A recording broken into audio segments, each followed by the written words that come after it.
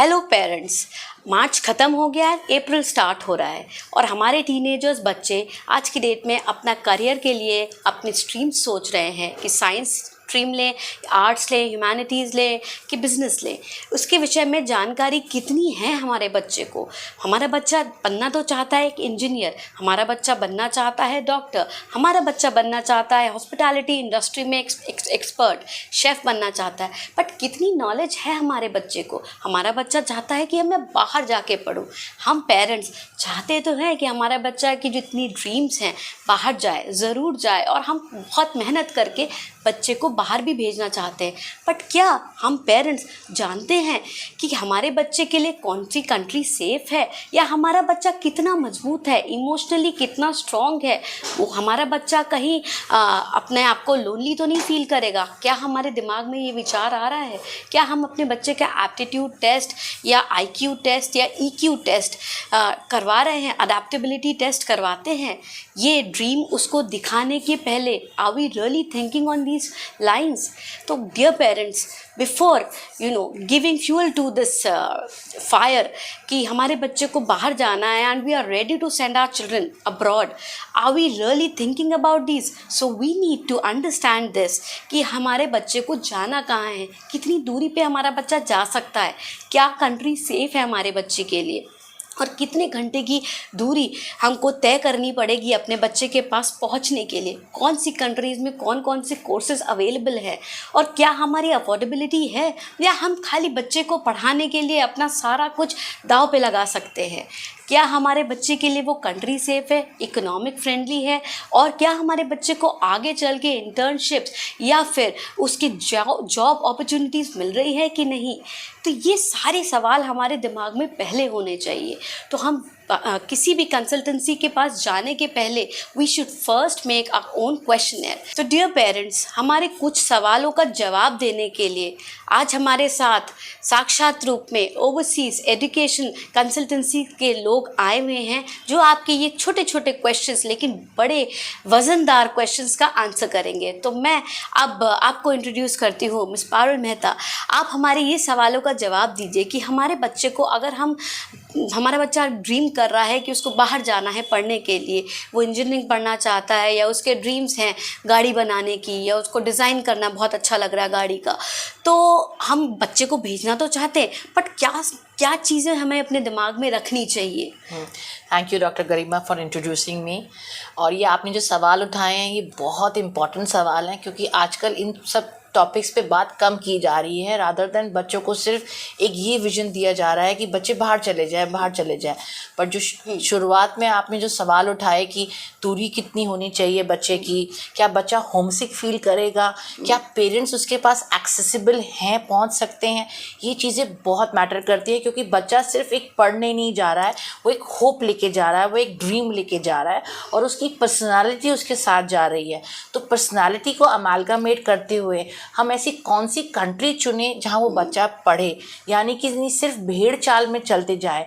तो उसके लिए हमारी consultancy, we hire professionals like doctor Garima who is an excellent emotional guidance consultant, और वो बच्चों को क्लिनिकली असेस करती हैं कि कौन सा क्षेत्र और स्पेशली देश कौन सा उसके लिए बेहतर रहेगा पढ़ने के लिए।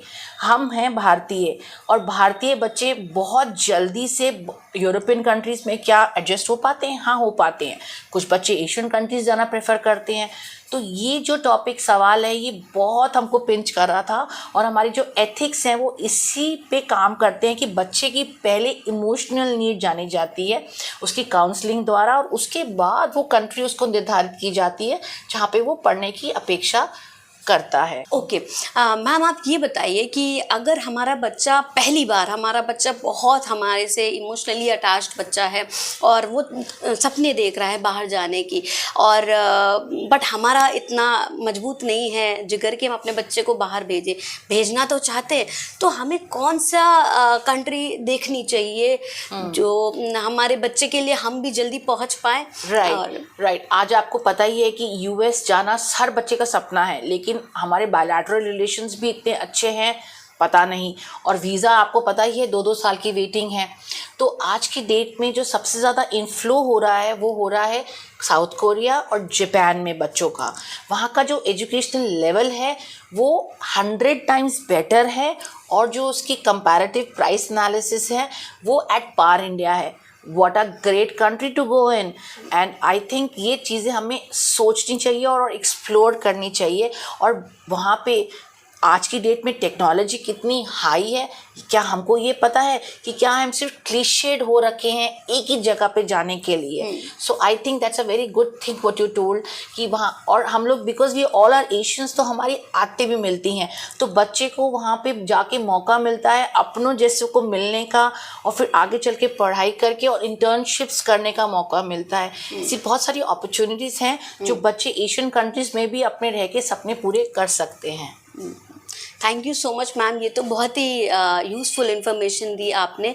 अच्छा, एक बात और बताइए कि हमारा बच्चा अगर चाह रहा है जाने के लिए तो उसको कौन सी क्लास से सोचना चाहिए और एक्सप्लोर कैसे करना चाहिए? क्योंकि मैं बताऊं आपको, कॉलेजेस में बहुत सारे विदेश टूर पे लेके जाते हैं, एजुकेशनल टूर पे लेके जाते हैं, कुछ कुछ जगह पे ही लेके जाते हैं जहाँ बहुत एक्सपोजर नहीं भी होता है, उसके बावजूद भी स्कूल्स एंड कॉलेजेस लेके जाते हैं।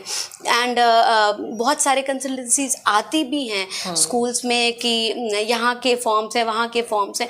तो before you know getting expose to just these many educational countries and institutions, what would you suggest कि हम एज अ गार्जियन या हम एज बच्चे किस तरीके से एक्सप्लोर फर्स्ट हैंड कर लें? राइट, मेरा तरीका थोड़ा अलग रहता है काम करने का। जब बच्चा 10th पास कर लेता है, उसकी छुट्टियां होती हैं, तब हम उनको एक स्टडी टूर ऑर्गेनाइज करते हैं और ख़ुद उनको एक मौका देते हैं आके खुद एक्सप्लोर करें। वहाँ का पूरा फ्रेटर्निटी स्टाफ से मिलवाते हैं, बच्चों को एक पूरा एक्सपोजर, ट्रांसपेरेंट एक्सपोजर देते हैं। बच्चों को खुद सोचने की इतनी क्षमता हो चुकी होती है कि उनको कहाँ पढ़ना है। We don't force them, and once they are there they come back with very positive affirmations, and then they talk to your parents. It is not about convincing, it is about getting the right direction. आपका passion आपका profession बन जाए, what better than that. और उसके बाद फिर हम parents की काउंसलिंग करते हैं, and eventually we merge all their dreams and put them in the bestest universities which they are targeting for. और ये 10+ इज़ द राइट टाइम जब बच्चे के अंदर सीड होना शुरू हो जाता है। और एक बहुत बड़ा एडवांटेज है आजकल इंटरनेशनल पढ़ना कि there is call a freshman year, जहाँ बच्चा 18 साल की उम्र में जब बाहर आता है तो अभी भी डिसीजन नहीं ले पाता है वो कि उसको करना क्या है। तो वो पूरे साल उसको वो सब सब्जेक्ट लाइन पढ़ाई जाती है, और जब वो subject line by the time summer sets in, वो बच्चा तैयार होता है फाइनल टचडाउन के लिए, and rest is the history. Child who enjoys his subject, imagine he will earn the best. ये तो बहुत ही अच्छी इन्फॉर्मेशन थी मैम, और स्पेशली ये कि जैसे आपने बताया कि 10th पास करने के बाद बच्चे को एजुकेशन के बारे में अपना एक्सप्लोर करना चाहिए।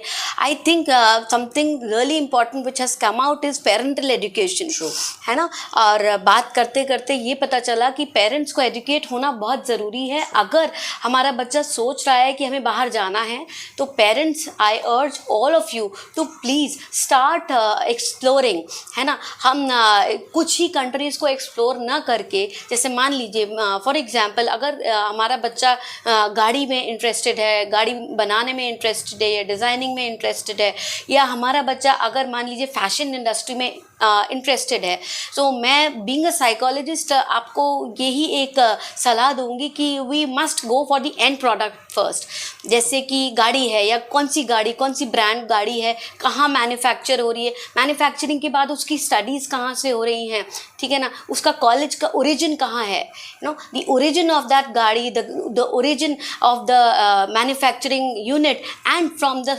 कॉलेजेस लेवल पे।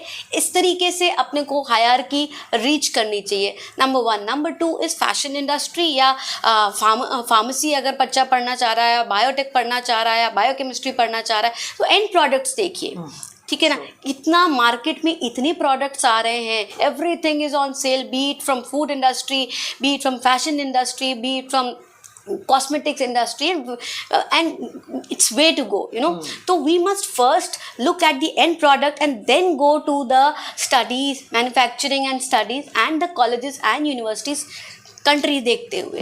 तो I think ma'am this has been very useful. And what else ma'am input आप क्या देंगे? And adding on to your subject line कि आप देखिए कौन सी कंट्री में जॉब सैचुरेशन मार्केट है. बहुत सारी कंट्रीज़ हैं जहाँ पे जॉब सैचुरेशन बहुत एक्सीड कर चुकी है. Now there are many countries जहाँ पे population is depleting, so there they have opened doors for Indian nationals, and especially because Indian are considered to be one of the most intellect breeds in the world, so they are being welcomed there to study, और उनको absorb करना बहुत easy हो जाता है after their studies. पढ़ के वापस आइए, अपने स्टार्टअप कीजिए, 4-5 साल वहाँ नौकरी करिए, अपने देश में स्टार्टअप कीजिए. You are merging 2 cultures together.